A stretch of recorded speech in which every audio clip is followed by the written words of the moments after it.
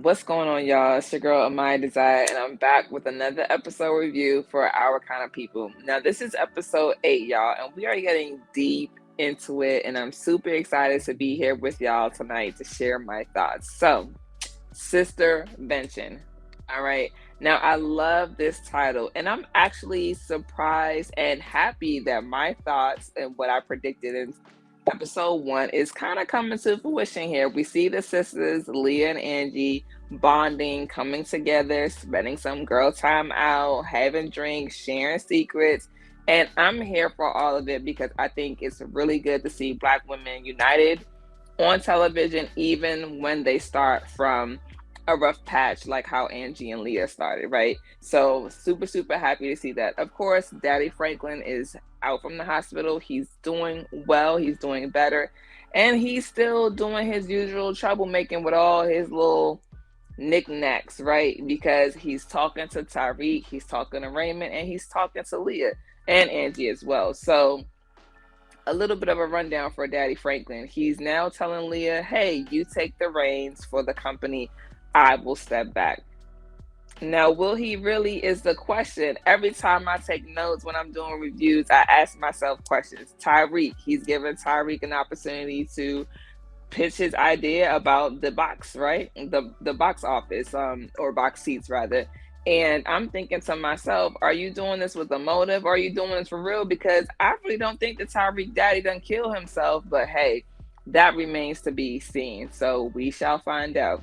Teddy is back on his shit with Raymond, right? Because Raymond want his company back. And Teddy's like, no, my daughter lets you back in the house all easy and peasy, but it ain't gonna be that easy over here. And what do you know? Of course, Raymond is like not gonna take it sitting down, but at this point, I'm not sure how much fight Raymond got left in him because Teddy seemed to be just cut him off at the knees. So I ain't here for it, but we shall see what's going to happen with that. Now, Teddy and Angie, they come into this little agreement, so to speak, coming to terms with their daddy-daughter relationship. And I'm here for it because a lot of daddy-daughter relationships do need to be repaired, whether it was for one reason or another. It's nice to see them actually trying to make amends and make this thing work, right? So, of course, he just got his hand in every little pot with all of these people, and it remains to be seen what's really gonna happen, because what are Teddy's motives, y'all? Tell me. Y'all drop it in the comments. Let me know your thoughts and what you think, all right? Now, it's real spicy and hot with your girl Angie and Tyrique. They over here boo loving and whatnot. Okay, I'm here for it until Tyrique gets too drunk, because he is not dealing with his daddy's quote unquote suicide very well. And of course, it's like any person, right? Emotions run high. And when alcohol is involved, you said to do and say things you don't really mean, but we shall see. But I really think that Tyrique is just not dealing with his dad's suicide that he's now found out about. Whether that is real or not, that remains to be seen. But he's, I would like to say he's kind of depressed, right? And because when you are going through such a situation like that, it's kind of up upheaving to think that your dad died one way when he died a different way, and now you're trying to cope with it. And sometimes we go to these vices that were just social that now have become a crutch. And I think for him right now, it's the alcohol. So of course, he says some things and does some things that aren't really like him in this episode when he talks to Angie. And I'm not really here for it. I want Tyrique to get better and to get his shit together, because I was here for the Angie Tyrique couple thing. You know what I'm saying? Like a power couple going on. Child, let's hope they pull it together, because Tyrique, he needs to talk, less sex, more talking. I mean, sex is cool too, right? But still, more talking. And so Angie seems to be doing pretty good right now, despite the Tyrique thing. She's co-parenting with Nate, and Nikki is doing really well, hanging out with Nate, coming into her own. And of course, it's unfortunate to see that Nate still has his PTSD, which is, I would assume, normal for a man in his position. But to see Nikki have an anxiety attack or like a panic attack, be fearful for her dad in that type of situation was really rough. But it was a very pertinent and important key in this episode because it's just real.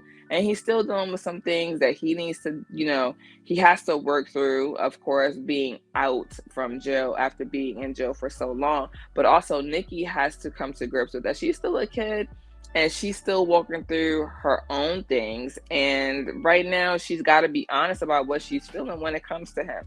And did y'all know she called him dad in that scene as well? So, interesting, right? Okay.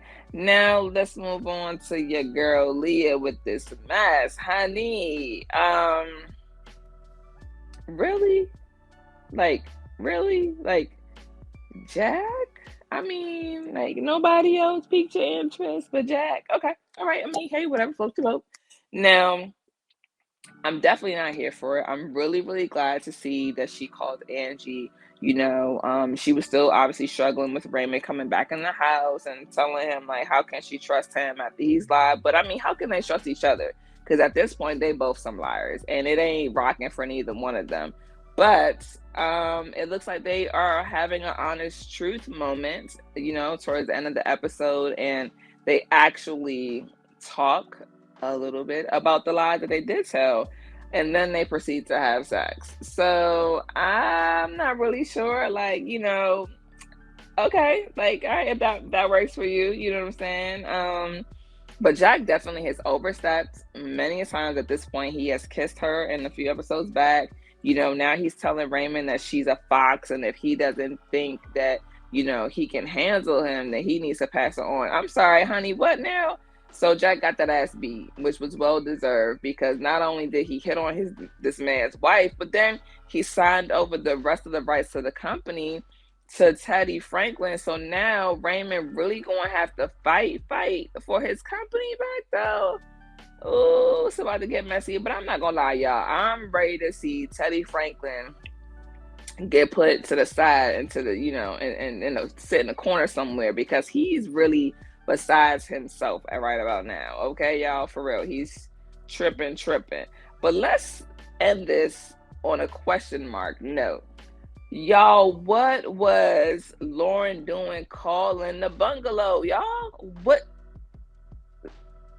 Little girl, why are you minding your mama's business? Okay, because she is a daddy's girl, and some shit finna get started, because I don't know how I would feel, picking up a card or a room key rather and calling and find out that it's my dad's business partner's room in my mama's car.